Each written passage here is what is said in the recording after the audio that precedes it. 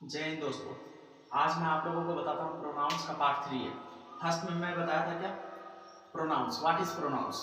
तो प्रोनाउंस का मैं एकदम एक्सप्लेन अच्छा से किया हूँ, डिटेल्स भी मैं उसका बताया हूँ।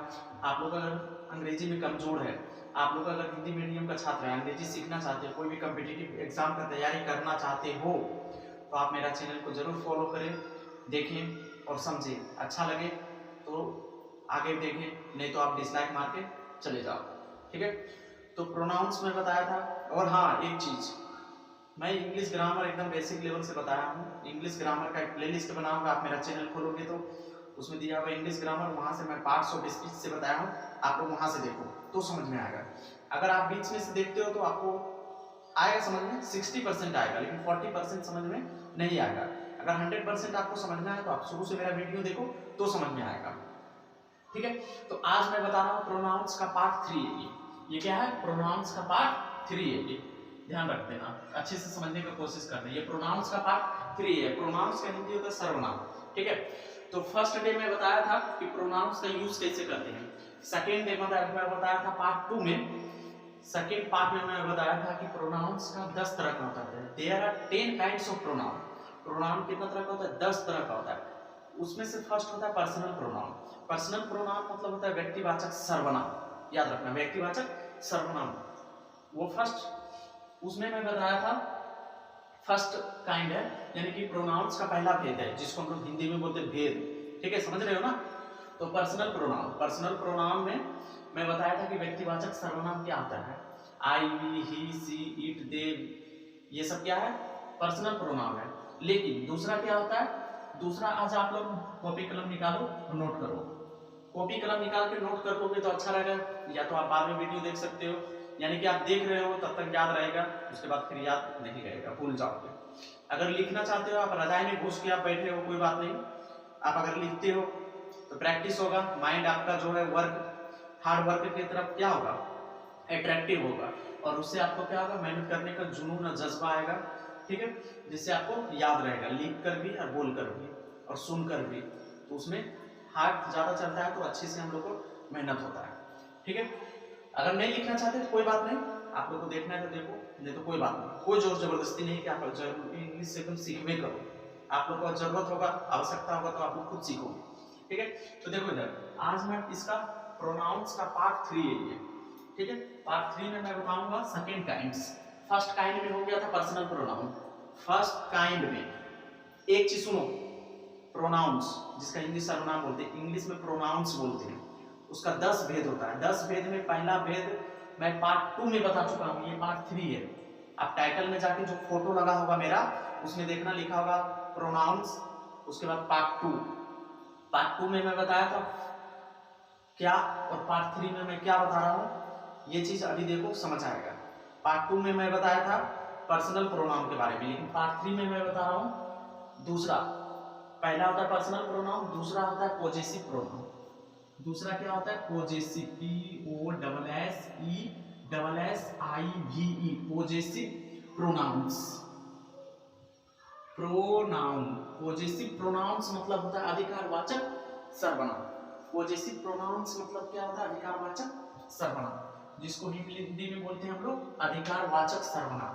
आप लोग लिखना है तो लिख सकते हो, अदरवाइज एनीवे अधिकार वाचक सर्वनाम। देखो इधर, अधिकार वाचक।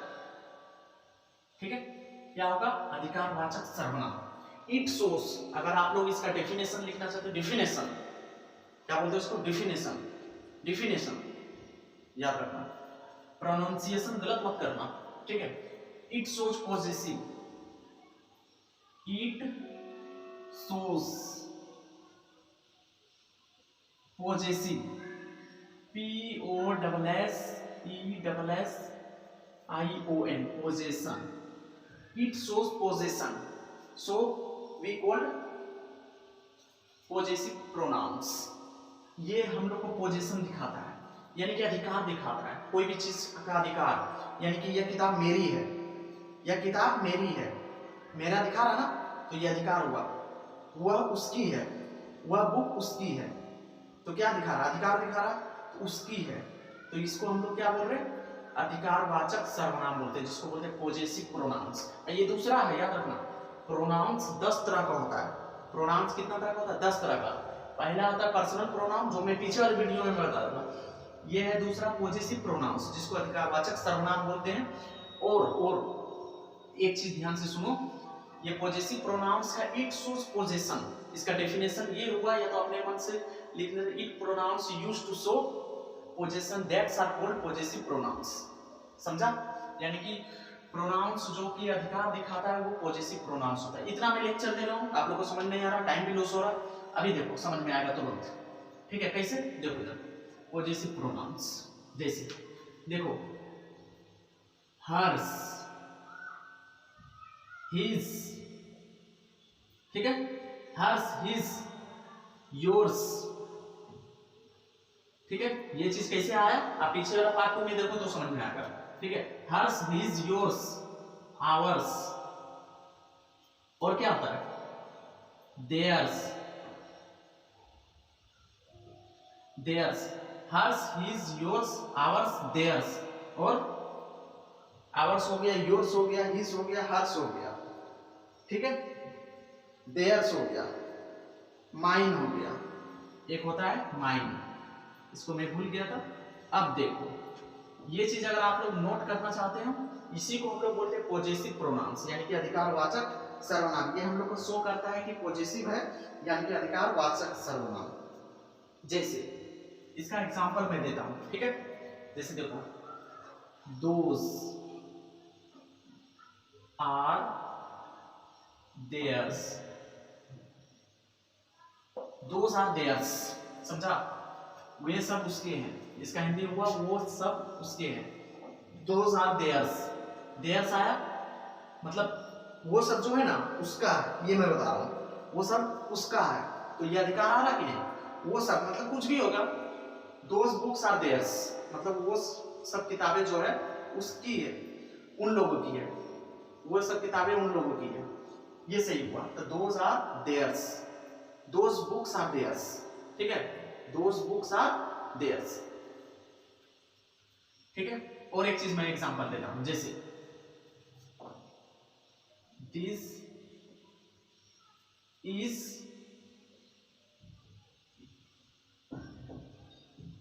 His sari, this is his sari. देखो इधर ये हिज, ये नाउन है ना, साड़ी नाउन है, तो नाउन का पहले हिज आया तो ये एडजेक्टिव हो गया। और यही इसी को देखो इधर, दिस साड़ी, साड़ी होता है जिसको हिंदी में साड़ी बोलते हैं, ठीक है। This sari is hers. देखो ये अधिकार शो कर रहा, ये अधिकार शो क्या कर रहा जानते हो? यानी कि ये दिखा रहा कि यह साड़ी जो है उसकी है, और यह दिस इज हिज साड़ी, यह साड़ी उसकी है, यह साड़ी उसकी है, और यह साड़ी उसकी है। समझो बात को, यह साड़ी उसकी है, यह साड़ी उसकी है, और यह साड़ी उसकी है। समझ रहे हो? नहीं समझ में आ रहा? क्यों नहीं आ रहा? क्योंकि यह साड़ी उसकी है, यह साड़ी उसकी है, मतलब ये मैं बता रहा हूँ, ये इस तरह से जोर दे रहा हूँ, किसी को अपना अधिकार दिखाने के लिए शो कर रहा हूँ। तो ये एडजेक्टिव है, दिस साड़ी। क्यों? क्योंकि ये नाउन का पहले हिज लगा, इसीलिए ये एडजेक्टिव है, यानी विशेषण जिसको बोल रहे हैं, ठीक है। और ये देखो ये हेल्पिंग वर्ब है इज, इसके बाद हर्स लगा है, तो ये क्या हो गया? पॉजेसिव हो गया, यानी कि ये प्रोनाउंस है। हर्स क्या हो गया? प्रोनाउंस है। और हर्स में अगर सॉरी हर, इसका देखो हर्स है, हिज है, इसको अगर हर भी लिख सकते हैं हम लोग, एच ई आर, हर, इससे अच्छा समझ में आएगा। वो हिज भी होगा लेकिन वो लड़का के लिए यूज हो जाएगा। दिस इज हर साड़ी, यानी कि ये साड़ी उसकी है, नाउन का पहले ये हर आया, इसीलिए क्या हो गया? ये एडजेक्टिव हो गया। और ये देखो हेल्पिंग वर्ब, नाउन पहले आ गया और वर्ब के बाद, हेल्पिंग वर्ब के बाद आया हर्स, यानी कि पोजीशन, ये प्रोनाउंस में एस लगा होता है। देखो हर्स, हर्स, इसीलिए पीछे वाले वीडियो में देखो तो समझ में आएगा। हर और हर्स क्या होता है? अभी मैं बात बक रहा हूँ तो आप लोग बोलते हैं मस्करवा पागल है, झूठ मूठ का बकरा जो मन सो बकते रहता है। लेकिन आप मेरा पीछे वाला वीडियो देखोगे, जो मैं समझाना चाहता हूँ वो अगर आप समझते हो तो आप मुझे गाली नहीं दोगे। अगर नहीं समझ में आ रहा सीधा डिसलाइक करो और जाओ, कोई बात नहीं है, कोई देखने की जरूरत नहीं है, ठीक है। जबरदस्ती कोई नहीं है यहाँ, ये आपको देखना ही पड़ेगा, ठीक है। तो देखो दिस इज हर साड़ी, हर और हर्स में अंतर होता है। हर हो गया एडजेक्टिव और हर्स हो गया प्रोनाउंस, ठीक है। एडजेक्टिव अभी मैं बताया नहीं हूँ, नेक्स्ट जब मैं इसके बाद एडजेक्टिव भी है, प्रोनाउंस के बाद जब मैं एडजेक्टिव बताऊंगा तो आप लोग को ये चीज क्लियर हो जाएगा। अभी मैं जितना बता रहा हूँ उतना ही समझो। अगर आप लोग सीखना चाहते हो इंग्लिश तो आप भी मैं जितना बता रहा हूँ उतना ही समझो, नोट करो। आगे देखना आप खुद इंग्लिश सीखोगे और बोलोगे कि हाँ भाई मैं इंग्लिश सीख रहा हूँ, ठीक है। अपने आप में प्राउड फील करोगे, ठीक है। तो दिस साड़ी इज हर्स, ये हेल्पिंग वर्ब के बाद हर्स आया, ठीक है। तो इससे क्या शो कर रहा कि यह साड़ी उसकी है, यानी कि ये क्या हो गया अधिकारवाचक सर्वनाम। अब नेक्स्ट देखो, those, these are our, these are our, ले लो एक चीज मान ली जाए shirts, these are our shirts। ये देखो शर्ट्स का आगे आवर लगा तो ये क्या हो गया एडजेक्टिव हो गया, ठीक है। ये नाउन है ना शर्ट, तो इसका आगे आवर लगा ये एडजेक्टिव हो गया। और इसी तरह हम लोग लिखेंगे these shirts are ours, ये हेल्पिंग वर्ब है, इसके बाद आवर्स लगा। देखो आवर्स होता है इसमें पॉजेसिव प्रोनाउंस में आवर्स होता है, यानी अधिकार जताना कि यह शर्ट, ये सब शर्ट जो है हमारे हैं, और ये शर्ट जो है दीज आर आवर शर्ट, ये हमारा शर्ट है, और ये सब शर्ट हमारे हैं। ये सब चीज से क्या पता चल रहा है कि हम लोग पोजीशन शो कर रहा है, ठीक है। यहाँ पे ये एडजेक्टिव का काम कर रहा है, लेकिन यहाँ पे क्या काम कर रहा है वो सेंस के हिसाब से पकड़ना पड़ेगा आपको इंग्लिश में। अगर छांटना रहेगा अगर कौन सा एडजेक्टिव है और कौन सा प्रोनाउन है, तो अगर ये शर्ट्स का पहले सेंटेंस में अगर देखना होगा कि ये शर्ट्स का पहले आवर लगा है तो यानी कि एडजेक्टिव हो गया, और हेल्पिंग वर्ब के बाद आवर्स लगा है, ये शर्ट्स पहले दिया है तो ये क्या हो गया प्रोनाउंस हो गया। ये चीज समझ में आ गया। चलो देखो एक एग्जांपल मैं इससे लेता हूँ, माइंड से लेता हूँ, ठीक है।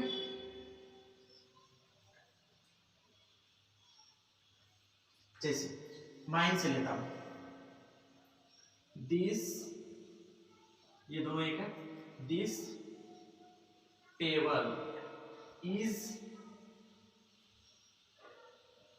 is mine, this table is mine, this table is mine. और अभी देखो दिस इज माई टेबल, ये समझो जो मैं समझा रहा हूं वो समझो।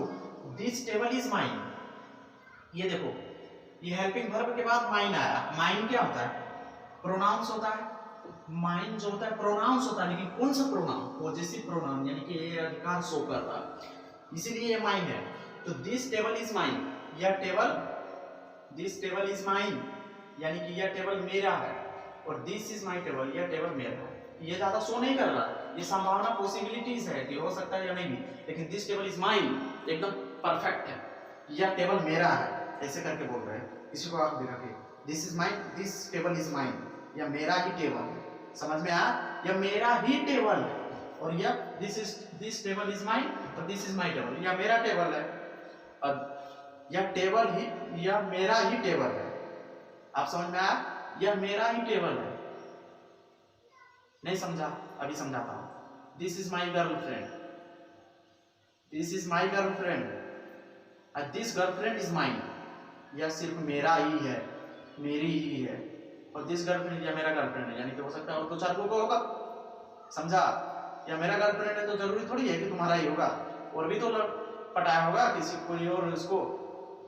और हम ऐसे बोलेंगे this girlfriend is mine, this girlfriend is mine, या मेरा ही गर्लफ्रेंड है। समझा, यानी कि और किसी का नहीं है। आप समझ में आ गया होगा आप लोगों को, ठीक है। तो चलो पॉजेसिव प्रोनाउंस जो है अधिकारवाचक खत्म। अब नेक्स्ट मैं बताता हूँ रिफ्लेक्सिव प्रोनाउन। रिफ्लेक्सिव प्रोनाउन मतलब होता है निजवाचक, जिसको हम लोग बोलते हैं प्राइवेट, निजवाचक सर्वनाम। तो वो चीज अभी मैं वीडियो रोक के उसको मैं लिख लेता हूँ ताकि टाइम कम लगे, ठीक है। उसके बाद मैं आगे बताता हूँ, तो एक सेकेंड कहीं जाना मत।